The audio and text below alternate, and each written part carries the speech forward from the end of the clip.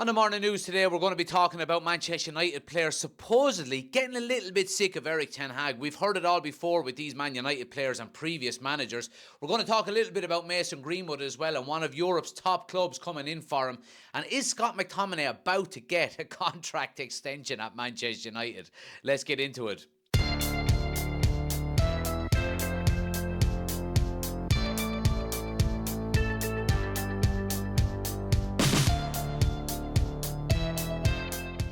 So let's start with Erik ten Hag, and look, there are some potential leaks, as they've been called, coming out of Manchester United again in the past 24 hours, potentially about players not being happy about the strict rules that Erik ten Hag has implemented within this Manchester United squad. Carl Anker has done a piece in The Athletic as well, suggesting that, Manchester United players are getting a little bit weary about the repetitiveness of Erik ten Hag's, rules and, his tactics and his meetings, so on and so forth. A lot of the actual piece goes into the fact that English is not Erik ten Hag's first language, and that he does struggle to get across his, ideas and opinions to players at certain times, during their team meetings that can last 20 to 30 minutes. Generally, sometimes they have to go on to up to an hour, given the fact that he has to explain himself. We have heard, of course, Scott McTominay talking as well in the past week about Erik ten Hag and the rules that he has brought into Manchester United. He's all on board with it. He loves the fact that, people are being, made accountable for. The strictness is there. And look, we've spoken about this on numerous occasions over the past 10 years, especially under the Solskjaer regime before Erik ten Hag. We've seen too many players getting away with too many things. The leaks coming from the dressing room, player power, so on and so forth. And I think Erik ten Hag has done a really, really good job at stemming the flow of these negative, stories coming out of the dressing room. He's the boss. Nobody messes with him. And we've seen that, on countless occasions. Cristiano Ronaldo being the biggest superstar in the world, supposedly. Erik ten Hag wasn't having him. I'm the boss. If you don't do my way, then you're gone. And that was the case. We've seen with Jadon Sancho. Obviously, he didn't have an awful lot to do with the Mason Greenwood situation, but, I think, I won't say he dealt with it relatively well, because I think it was more so the club, but I think he's done really well. We've seen even with Marcus Rashford last season, he was late for a team meeting by only a couple of minutes, but he was dropped. He came on, scored the winner, and that's the way to do it. So these kind of leaks coming out of the dressing room, again, I don't know how much they are to be believed, but I think if you talk to the majority of Manchester United fans, and you do have, idiots there thinking that, Erik ten Hag is too strict on players. I remember Gabby Agbonlahor was saying when ten Hag first got the job at United that he was being too strict on punctuality and food and conditioning and stuff like that. Coming from a lad that done nothing in his career and the majority of time was overweight, I don't know what he's talking about there. So look, I'm all for it, and I think the majority of Manchester United fans are all on board with Erik ten Hag ruling with an iron fist, because we've seen so many times over the last 7, 8, 9 years of player power in the dressing room, and it's got managers sacked. And look, I think Erik ten Hag, if he is ever to be sacked, I think it'll be down to performances on the pitch more so than actual player power, but I'm all for him being the boss in that dressing room. Now, let's talk a little bit about Mason Greenwood. And look, as we know, he's on loan at Getafe at the moment. He's doing relatively well for them. And reports continue to surface about his future. And it does look like it's going to lie away from Manchester United. And I think that is the right move. I'll go back and say what I've always said. It's a terrible shame, given the fact that he is one of the most talented players to ever come through our academy. But again, like we said, previously, I think morals sometimes are more important than goals. But he does seem to be garnishing a lot of attention from clubs in Europe, mainly Atletico Madrid and Barcelona. And this is coming out in the Mirror today, that he is favouring a move to Barcelona in the summer. And Barcelona are very interested in signing Mason Greenwood. Now, look, if he continues to score goals, and do well while he's on loan at Getafe, then it can only be a positive thing for Manchester United if they are looking to offload him in the summer. I think his potential transfer in the summer is going to determine an awful lot of what Manchester United can do themselves. If we can garnish 50, maybe even 60 million if he continues to score great goals, then it's going to be all pure profit coming into the club for Manchester United. We know how strenuous it is with financial fair play at the moment, and it does look like it's going to be a very big summer for Manchester United in terms of ins and outs. So I think the Mason Greenwood deal is going to be one that's very important to Manchester United because it will bulk up that transfer kitty for them. Is there going to be an investment for Jim Ratcliffe, in terms of players? That remains to be seen. It does look like we're trying to move a lot of players out in the summer, whether it be, talks of Aaron Wan-Bissaka, a couple of centre-backs, a couple of wingers as well, potentially going to leave Manchester United. I think Mason Greenwood falls into the category of a player that we can garnish some really good money for. And I do hope he continues to score goals. I hope he continues to improve and enjoy his football. We all know what happened, but I don't think, a person should, not be allowed to go and play football, and enjoy themselves. And look, it's not going to be at Manchester United in the future, but, the better he does over the next 6 months, the more money we can get for him in the summer, which will allow us then to reinvest. And that was what we've been saying over the last couple of years. Reinvesting that money is what's most important for Manchester United. Now, let's talk about Scott McTominay. And look, this is coming out from the Sun, okay? So we do that every time.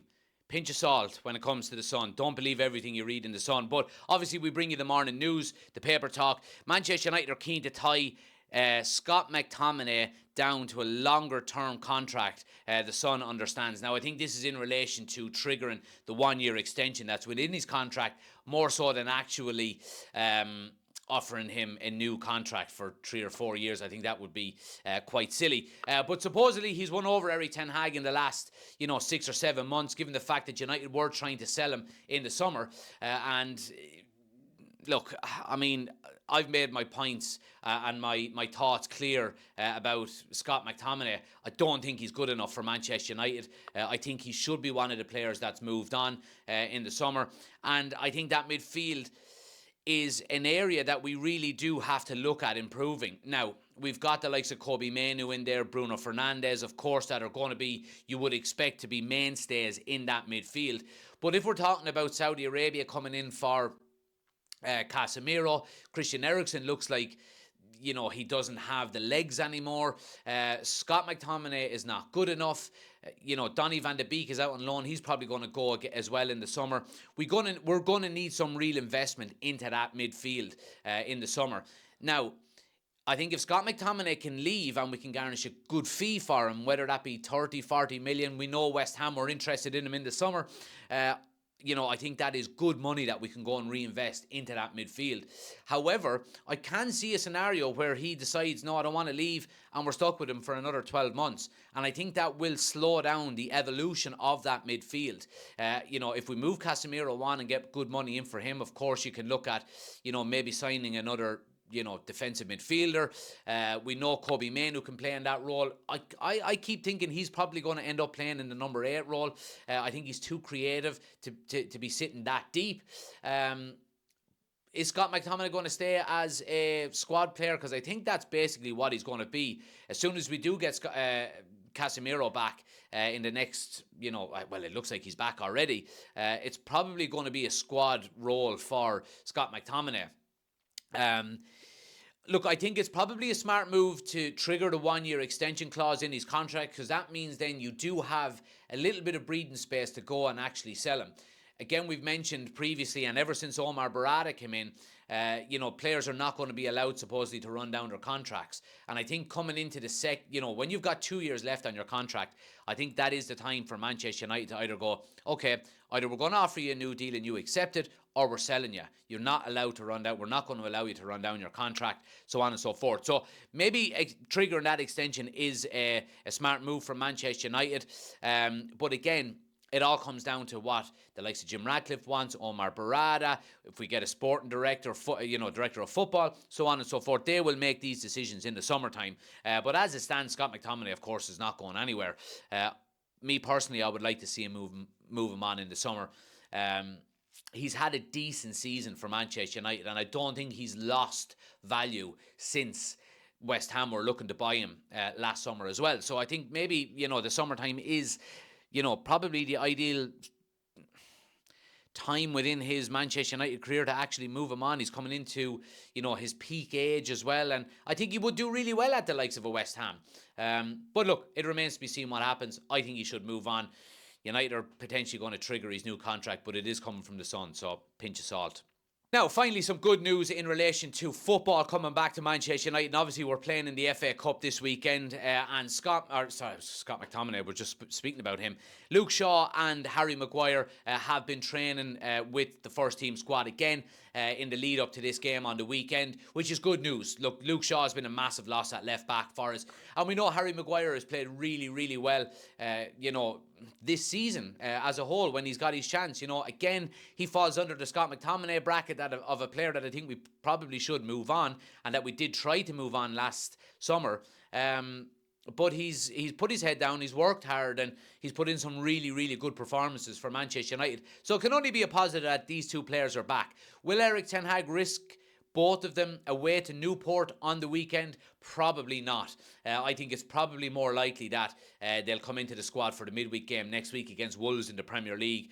I wouldn't be risking them away to a lower league side. But again, who knows? They might maybe get 10, 15 minutes at the end of the game if we're leading comfortably. You never know. We've seen Erik ten Hag not like to risk players when he's brought them back as well. Even with the likes of Lisandro Martinez in our last game before the break there, he only came on with about 10 or 15 minutes ago, probably just to get some game time into his legs. But let me know what you think in the comment section below, guys. Also, if you do want to get involved in our match build-up videos, which we do before every match day game, what we do is we allow you guys to get back involved in the channel and give your opinions. Take out your phone, put it in landscape mode like this.